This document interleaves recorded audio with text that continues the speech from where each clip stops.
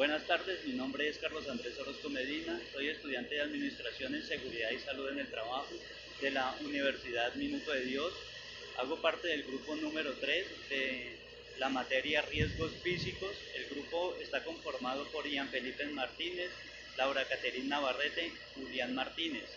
En el siguiente video identificaremos los agentes contaminantes del ruido y los aspectos importantes de este riesgo. La empresa que escogimos para realizar este video es la empresa Montajes JM, que es una empresa que realiza trabajos en el área de hidrocarburos, trabajos de mecánica, obra civil, obra eléctrica e instrumentación.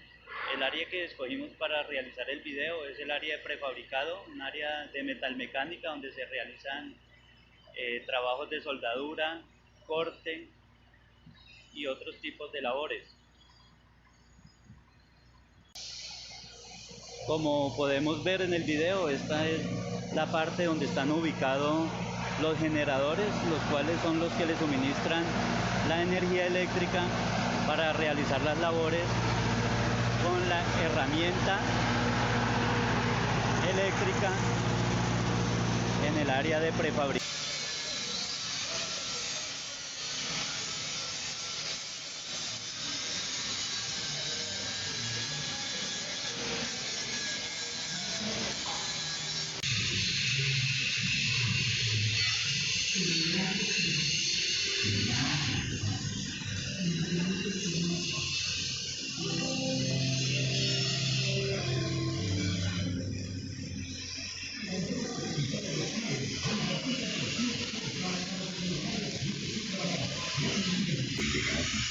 Hay momentos en que necesitamos compartirlas con nosotros, sin descuidar el trabajo.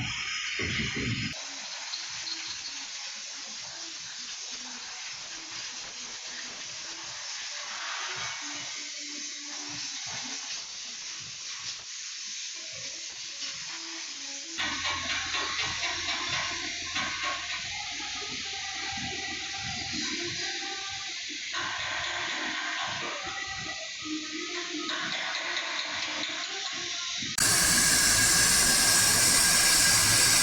Realizamos la medición de los decibeles. En la parte superior se puede evidenciar los valores que nos arrojan esta medición. Al realizar la medición de los decibeles podemos identificar que en algunos puntos se superan los valores límites permisibles, de acuerdo con las 8 horas de exposición al ruido.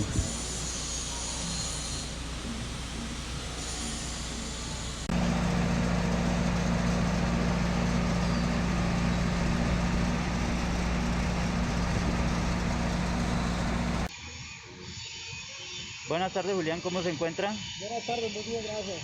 Julián, yo le quería pedir el favor, a ver si me colaboraba con unas preguntas Claro. referentes a la exposición al riesgo por ruido. ¿Qué labor realiza usted en el área de prefabricado? Soy un operador de la mesa de corte. Usted es operador de la mesa de corte. ¿Cuántas horas al día trabaja en esta área? Más o menos 10 horas al día. ¿Ha presentado molestias por la exposición al ruido? No, no señor. ¿Qué elementos de protección utiliza para...?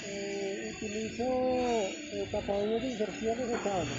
En algunas ocasiones utilizo las dos protecciones, tanto desechable de inserción como de cota. Bueno, Julián, muchas gracias. Esas eran mis preguntas. Muchas gracias. Vamos a hablar un poco de qué es el ruido. En sí, el ruido es un sonido desagradable, confuso y falto de armonía. Cuando los sonidos que se producen alrededor del hombre como consecuencia de las diversas actividades atentan contra la salud, se habla de contaminación ambiental. Pues esta es una forma de contaminación que constituye una verdadera agresión que puede producir trastornos psicológicos y fisiológicos de distinta gravedad. La contaminación acústica es el conjunto de estímulos que directa o indirectamente interfieren en el ser humano a través del sentido del oído. En el área de prefabricado se identificó ruidos de alta frecuencia agudos y ruidos de baja frecuencia grave. También un nivel alto de presión acústica como ruidos continuos y de impacto, además un tiempo de exposición de más de 8 horas. Estos ruidos son generados por pulidoras, impactos por macetas, martillos, cinceles, roces entre platinas, estructuras metálicas, ruido generado también por un parlante para música y una máquina que realiza los movimientos, la cual es el telehandler, que genera un sonido agudo en el retroceso, además del generado por el motor. También el ruido originado por la mesa de corte con plasma, que es utilizada para realizar cortes en láminas y tuberías de todo tipo. Buenas tardes, mi nombre es Julián Camilo Martínez. El día de hoy les hablaremos sobre los instrumentos que son utilizados para medir un impacto generado por el ruido y los niveles límites permisibles a nivel nacional. El primer instrumento del que hablaremos es el sonómetro, el cual es usado para medir los niveles de presión sonora en un lugar o un momento determinado. El resultado arrojado por este elemento se expresa en decibelios, la cual es una unidad de medición aplicada a las ondas emitidas. El siguiente es el analizador de frecuencia o analizador de espectro. Se encarga de representar los componentes transmitidos por una señal partiendo de una conducción de calor mediante gráficas de escala logarítmica demuestran estos componentes. A continuación veremos el dosímetro, el cual se utiliza para determinar el ruido al que un trabajador se encuentra expuesto durante un determinado tiempo, registrando la suma total en una escala identificando los puntos máximos. Es considerada una herramienta bastante práctica debido a su portabilidad, ya que permite medir en los sitios de trabajo fijos o móviles. Por último, el calibrador acústico se utiliza para asegurar el correcto funcionamiento de un sonómetro o un dosímetro. Su funcionamiento consiste en producir un sonido estable a una frecuencia predeterminada y así identificar que los resultados arrojados por las herramientas concuerden. Los niveles límites permisibles. El Ministerio de Trabajo y Seguridad Social adoptaron los valores límites permisibles para la exposición del ruido en cuanto a sus parámetros legales establecidos principalmente en el artículo 13 del Decreto 614 de 1984. Menciona que los valores límites permisivos varían según el lugar de trabajo en el que se encuentren. Se hace necesario establecer los límites a nivel nacional con el fin de garantizar una verdadera seguridad a los trabajadores y también obliga inspecciones realizadas al sitio de trabajo con el fin de controlar que los niveles límites permisibles se cumplan.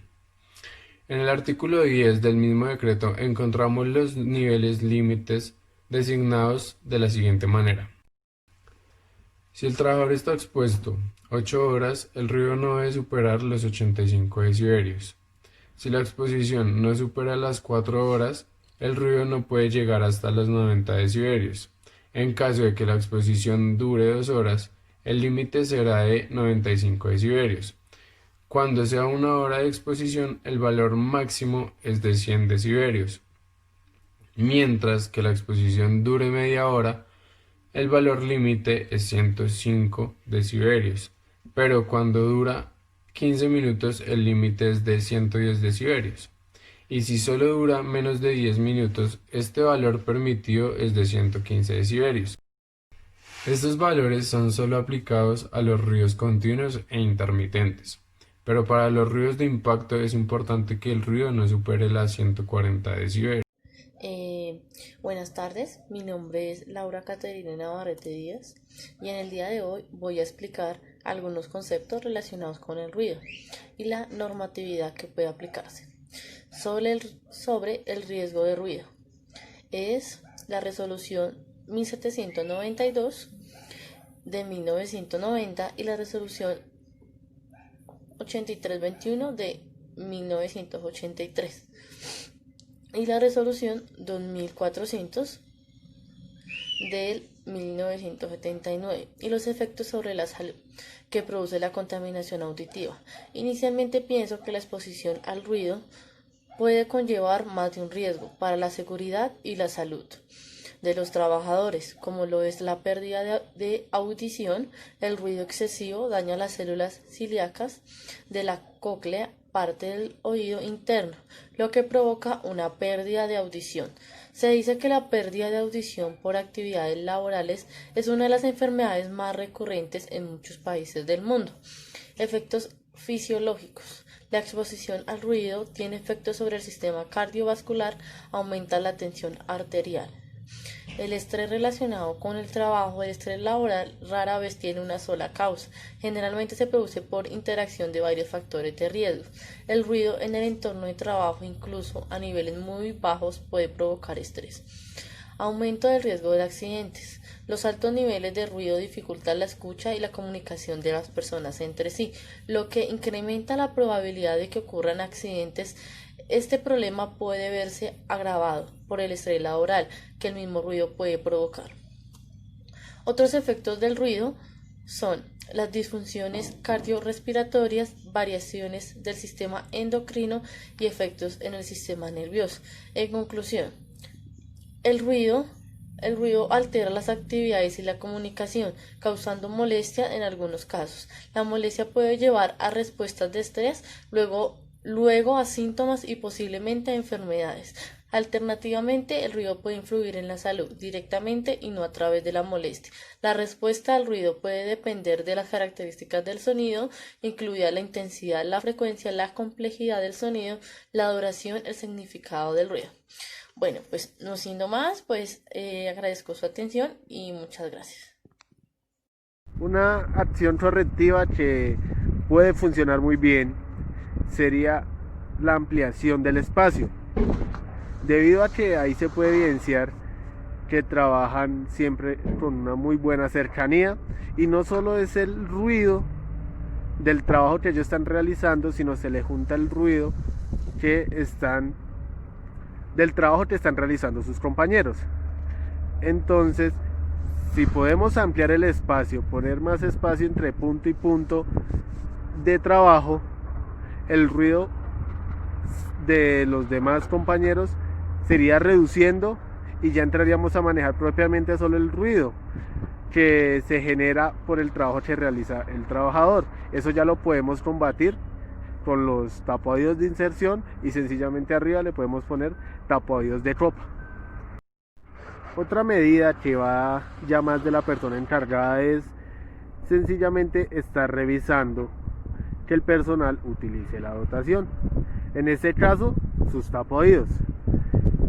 Fácilmente ellos de protección utilizan las llamadas monjitas, que son los capuchones que ellos utilizan, y muchas veces no utilizan los tapooídos, sencillamente se ponen las monjitas y los tapooídos los dejan aparte, y no es tan fácil evidenciar si no vamos al punto, miramos que ellos lo estén utilizando, le hacemos levantar su monjita, le decimos por favor déjeme ver sus tapooídos, porque hay mucho trabajador que todavía no tiene la suficiente conciencia del daño que eso puede llegar a causar, porque es un daño que no es de un día para otro, es un daño que con el tiempo se va agravando hasta poder dejarlo sin audición.